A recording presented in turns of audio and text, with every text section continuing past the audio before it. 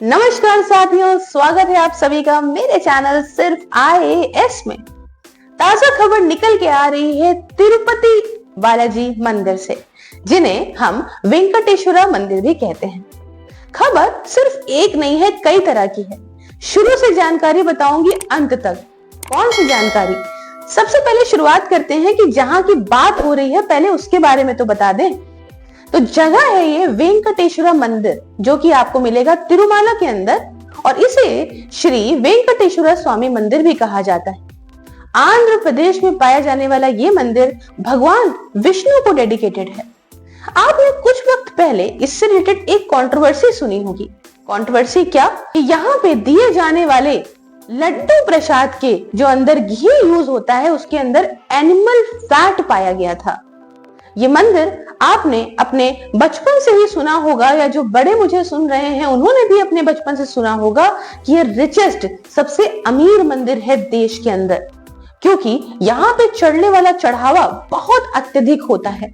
इसके साथ साथ भगवान की न जाने कितनी सारी महिमाएं हैं। इनके कई सारे नाम हैं जो कि आप स्क्रीन पे देख सकते हो। कोई इन्हें वेंकटेशा, कोई वेंकटा रामन, कोई बालाजी, कोई तिरुपति तिम्मप्पा और कोई पेरुमल के नाम से जानता है। आइए नई खबर क्या आई है उस बारे में जानकारी आपको देते हैं।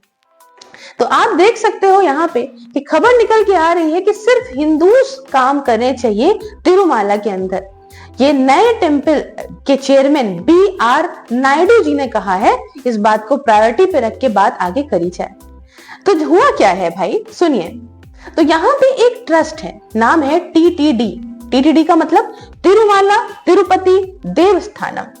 अब ये एक ट्रस्ट ऐसी है जो सरकारी है, ये सभी काम वगैरह करती है, डिसीजन लेती है यहाँ पे मंदिर से रिलेटेड। ठीक, अब यहाँ पे एक रेजोल्यूशन पास किया गया ट्रस्ट के द्वारा, जिसमें कई सारी चीजों को रखा गया, जैसे कि नॉन हिंदूज को यहाँ पे हटाया जाए, और ऐसा नहीं है कि नौकरी से निकाल दिया जाए, इनको VRS दिया जाए। इसके अलावा बताती हूँ VRS क्या होता है। इसके अलावा या तो फिर इनको किसी और आंध्र प्रदेश के अंदर सरकार के तहत किसी और जो है सर्विस में इनको एम्प्लॉय कर दिया जाए, लेकिन उन्हें मंदिर से हटा दिया जाए। दूसरा, न जाने घंटों की लाइनें लगती हैं यहाँ पे दर्शन करने के लिए। आप भी गए होंगे तो आपने देखा होगा, क्योंकि महिमा ही ऐसी है। लेकिन इतने घंटों की लाइन लगने की वजह से दर्शनार्थी को काफी तकलीफ होती है। तो इसके लिए एक एक्सपर्ट पैनल बनाया जाए, जिससे किस तरह से 2 से 3 घंटों से इस टाइम को कम किया जा सकता है, या 3 से 4 घंटों के लिए इस टाइम को कम किया जा सकता है, इसके बारे में जानकारी वो कुछ अपने तरीके से बताएं। इसमें आर्टिफिशियल इंटेलिजेंस का यूज भी किया जा सकता है। तीसरा, ये किसी भी तरह की पॉलिटिकल स्पीचेस वगैरह को यहाँ पे नहीं दिया जाएगा।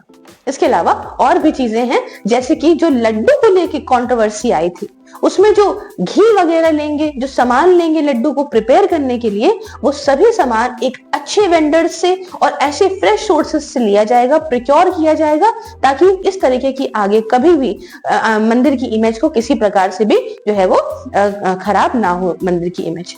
ठीक है, इतनी रिलेटेड बात है। अब थोड़ी सी बातें समझते हैं। जो मेन मुद्दा यहाँ पे निकल के आया है कि नॉन हिंदूज को यहाँ से मंदिर के अंदर से जो पोस्टें हैं उनसे हटाया जाए। तो बात ऐसी है कि इससे सबसे पहले समझिए कि क्या चीजें करी जाएंगी।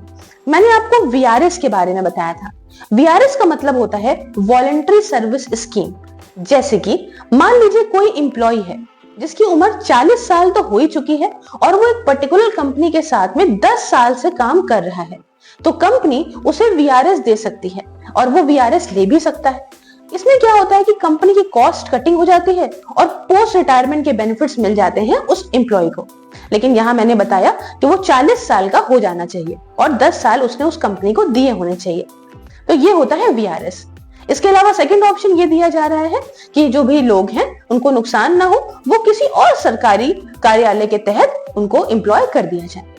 तो आप कहेंगे मैम, हमारे संविधान का आर्टिकल 16 तो कहता है कि यहाँ पर डिस्क्रिमिनेशन नहीं होगा पब्लिक एम्प्लॉयमेंट के अंदर। लेकिन सुनिए, आर्टिकल 16 का क्लॉज 5 इस बात को सपोर्ट कर रहा है जिस डिसीजन को सामने रखा गया है।